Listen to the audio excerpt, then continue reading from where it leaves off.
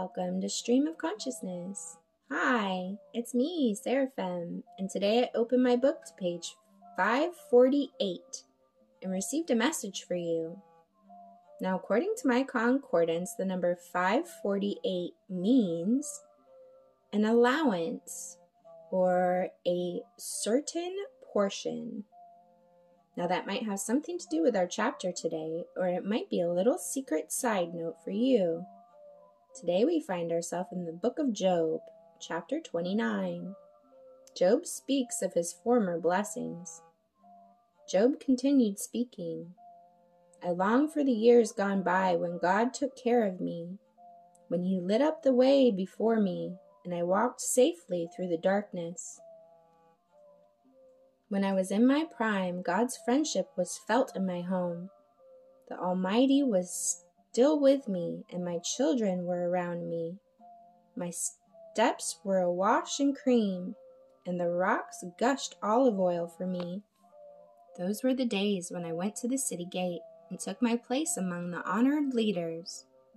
The young stepped aside when they saw me, and even the aged rose in respect at my coming. The princes stood in silence and put their hands over their mouths. The highest officials of the city stood quietly, holding their tongues in respect. All who heard me praised me. All who saw me spoke well of me, for I assisted the poor in their need, and the orphans who required help. I helped those without hope, and they blessed me, and I caused the widows' hearts to sing for joy. Everything I did was honest. Righteousness covered me like a robe, and I wore justice like a turban. I served as eyes for the blind and feet for the lame. I was a father to the poor and assisted strangers who needed help. I broke the jaws of godless oppressors and plucked their victims from their teeth.